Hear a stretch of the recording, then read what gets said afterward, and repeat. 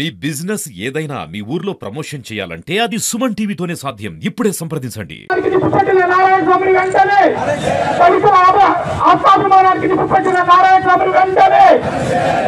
2.5 గంటల ప్రాంతంలో ఒక నిప్పు అంటించేశారు షాప్కి.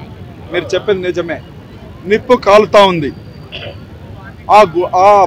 ఆ కీతు వేసిన ఆ చిన్న షాప్ కాలుతా ఉండేటప్పుడు ఆ లేడీ అంటే గోవిందస్వామి అనుచరుడు లేడీ, గోవిందస్వామికి చాలా దగ్గరలో అనుచరంగా ఉండే ఆ లేడీ, అతనికి చాలా డీలింగ్లు ఉన్నాయి.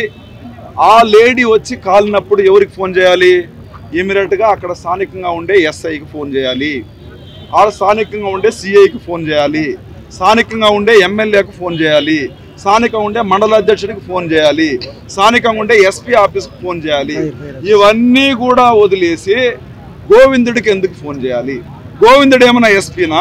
గోవిందుడు ఏమన్నా కలెక్టరా? అంటే 2:30కు గోవిందుడికి ఫోన్ చేస్తావంటే నీకు గోవిందుడికి ఎంత చొరవ ఉంది?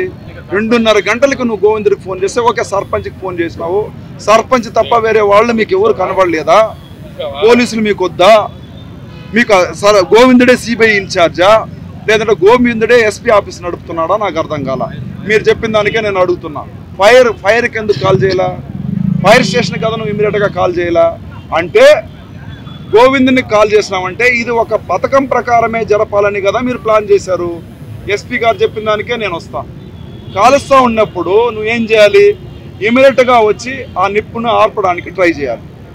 నేను సూటిగా మీకు ఒకే క్వశ్చన్ అడుగుతున్నా.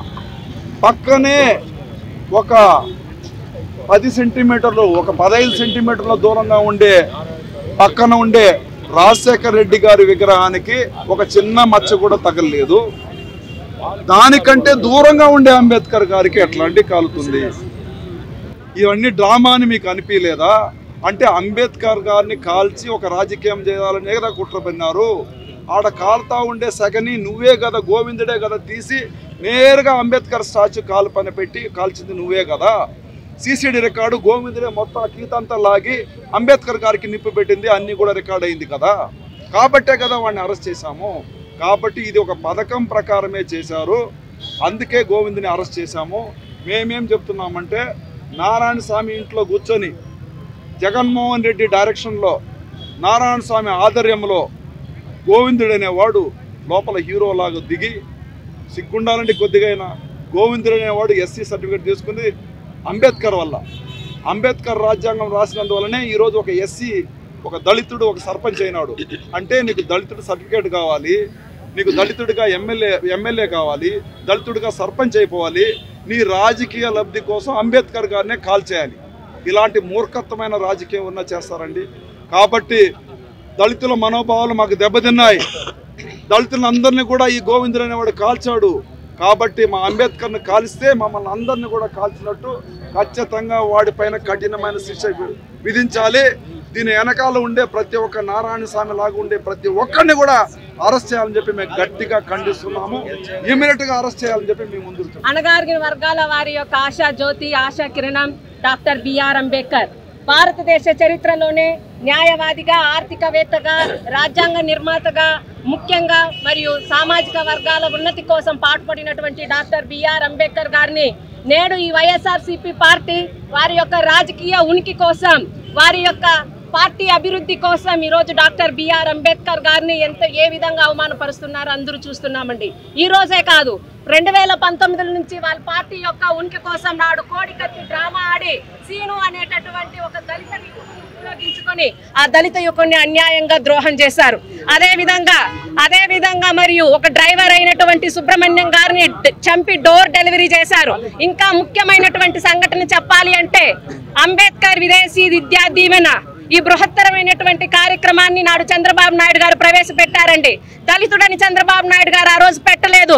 దళితుడు అంబేద్కర్ వలె అందరూ ఉన్నత విద్య చదువుకొని విదేశాలకు వెళ్ళి బాగా చదువుకొని అంబేద్కర్ ఏ విధంగా మన దేశానికి పేరు తెచ్చారో ఆ విధంగా ప్రతి ఒక్కరు పేరు తేవాలని అంబేద్కర్ విదేశీ విద్యా దీవెనని నాడు చంద్రబాబు నాయుడు గారు పేరు పెడితే ఆ పేరును తీసేసి జగనన్న విదేశీ విద్యా దీవెనని పెట్టుకున్నారండి. ఆ రోజే దేశంలో ఉన్నటువంటి ప్రతి దళితుడికి అవమానం జరిగింది. ఆ రోజు ఎవరు దీన్ని ప్రశ్నించలేదు. ఇంకైనా దేశంలో ఉన్నటువంటి ప్రతి దళితులు మేల్కొని దళితుల మీద జరిగేటటువంటి అన్యాయాన్ని ఎదుర్కోవాలి. అదేవిధంగా దళితుల కోసం పోరాడుతున్నటువంటి కూటమి ప్రభుత్వాన్ని బలపరచాలని కోరుకుంటూ ముగించుకుంటున్నాను. జోహార్ అంబేద్కర్. అంబేద్కర్ విగ్రహానికి నిప్పు పెట్టిన సంఘటన తేవలంపేటలో వైసీపీ నాయకుల ప్రేరితమైన చర్య. వాళ్ళ ఉద్దేశం ఏంటంటే ఈరోజు తెలుగుదేశం పార్టీ వైపు ఎస్సీలందరూ కూడా మొగ్గు చూపుతున్నారు కాబట్టి ఈ అభివృద్ధి కార్యక్రమాలు అభివృద్ధి పనులు చూసి గత 5 ఏళ్లలో వైసీపీ ప్రభుత్వం ఏమీ చేయలేదు కాబట్టి అందరూ కూడా ఇటువైపు మొగ్గు చూపుతున్నారు కాబట్టి ఆ ఓట్లను అలాగే డివైడ్ చేసి పెట్టాలని డివైడ్ అండ్ రూల్ పాలసీ వాళ్ళు ఎక్కడా కూడా సర్వీస్ చేయరు, ఏమన్నా విడదీసి పెడతారు. దాంట్లో భాగంగా అంబేద్కర్ విగ్రహాన్ని కాల్చి కొంత ఎస్సీ వాళ్ళ చేత లబ్ధి పొందాలని చెప్పి ట్రై చేశారు. కానీ ప్రజలందరూ మేల్కొన్నారు. ఈ ఇన్సిడెంట్ ఎవరి వల్ల జరిగిందో ఎందుకు జరిగిందో ముందే వాళ్ళందరూ గుర్తించడం జరిగింది. లోకల్గా వాళ్ళందరికీ కూడా ఒక ఇన్ఫర్మేషన్ వెళ్ళింది. ఎవరు కూడా దీన్ని సపోర్ట్ చేయలేదు. ముఖ్యంగా చూస్తే మేము అడిగాం అప్పుడే ఆ రోజే. ఇప్పుడు మా నాయకులంతా కూడా రాష్ట్ర వ్యాప్తంగా ఉన్న దళిత నాయకులందరూ కూడా సార్ దీన్ని ఇలా వదిలేస్తే కుదరదు, ప్రతిసారి వాళ్ళు ఇటు అంబేద్కర్ని వాడుకుంటున్నారు ఓట్ల కోసం రాజకీయం కోసం, ఇలా జరగకుండా ఉండాలంటే ఖచ్చితంగా ఈ పని చేసిన వాళ్ళకి పనిష్మెంట్ ఉండాలా. పనిష్మెంట్ ఉండాలంటే ఏం చేయాలా? మనం ఈ చట్టాన్ని దీన్ని ప్రభుత్వ దృష్టికి అలాగే లా అండ్ ఆర్డర్ దృష్టికి మనం తీసుకెళ్లాలి. కాబట్టి మా నాయకులందరూ కూడా ఎస్సీ నాయకులందరూ కూడా కూడి ఈరోజు ఈ కార్యక్రమాన్ని చేపట్టడం జరిగింది. ముఖ్యంగా ప్రెస్ కూడా మీకు అందరికీ కూడా అనుభవం ఉంది. ఎక్కడ చూడు కోస్తాలో అంబేద్కర్ విగ్రహం కాల్చినా దాన్ని కొట్టినా ఇంకోటి చేసినా ఈ పార్టీ కార్యకర్తలే వైఎస్ఆర్సీపీ పార్టీ కార్యకర్తలే ఉంటారు. కానీ మా తెలుగుదేశం పార్టీ కార్యకర్తలు ఎక్కడ కూడా ఈ పని చేస్తుంది లేదు. ముఖ్యంగా మీ వాళ్ళు ఇంతకుముందు డౌట్ అడిగారు, మేము డాగ్ స్క్వాడ్ అడిగాం. రెండోది కెమెరాలు చూశారు కదా, సెల్ ఫోన్ చూశారు, కెమెరాలు చూశారు. 2 సెల్ ఫోన్ టవర్ ఉంది, అక్కడ ఉన్న కాంటాక్ట్స్ ఎవరెవరి పైన చూసాం. మీరు 2 గంటలకు ఇన్సిడెంట్ జరిగితే మీరు డైరెక్ట్గా పట్టుకోవాలి కదా. అంబేద్కర్కి అవమానం జరిగినప్పుడు నువ్వు ఎలా ఊరుకుంటావు? నువ్వు పట్టుకోలే. 4:30 గంటలకు నువ్వు ఫోన్ చేసి చెప్తావు అంటే మీరంతా సర్దుమనుకొని అన్ని విషయాలు అందరికీ స్ప్రెడ్ చేసి చెప్తారు. మీ వైపు ఆ ఊర్లో ఉండేవాళ్ళే 20 మంది కూడా ఈ ఇన్సిడెంట్కి రాలేదు. ఆయన ధర్నా మొదలు పెడితే 20 మంది కూడా రాలేదు. కాబట్టి తెలుగుదేశం పార్టీ దళితుల వైపే ఎప్పుడు ఉంటుంది. దళితుల అభివృద్ధి కోసమే తెలుగుదేశం పార్టీ పనిచేస్తుంది. ముఖ్యంగా థామస్ గారు యువతకి ఈరోజు వర్క్లు ఇచ్చి నామినేషన్ బేస్లో కాంట్రాక్ట్లు ఇచ్చి వాళ్ళ వైఎస్ఆర్సీపీ యువతనంతా కూడా పదవులు ఇచ్చి ఈరోజు అభివృద్ధిలో నడుస్తున్నారు. గంగాధర కాన్స్టిట్యున్సీ అంతా కూడా ఒకవైపు అయిపోయింది. ఈరోజు థామస్ గారు వెంటే ఉంది. ఎస్సీలందరూ కూడా ఒకవైపే ఉన్నారు. అంతకుముందు అది వైసీపీ కాన్స్టిట్యున్సీగా ఉంది, ఎందుకంటే ఎస్సీ ఓట్లు ఎక్కువ ఉన్నాయి కాబట్టి. దాన్ని విభేదించాలని, దాన్ని ఛేదించాలనే నారాయణ స్వామి, జగన్మోహన్ రెడ్డి, కరుణాకర్ రెడ్డి వీళ్ళ కుట్రలో భాగంగా ఈ ఇన్సిడెంట్ చేయడం జరిగింది తప్పితే మీరు ఇంకొకలాగా మా పార్టీ కార్యకర్తలు చేసినప్పుడు మీరందరూ అనుకోవద్దు. దీనికి సైంటిఫిక్ ఎవిడెన్స్తోనే పోలీసులు కూడా నిర్ధారించారు. Thank you. జై హింద్, జై తెలుగుదేశం.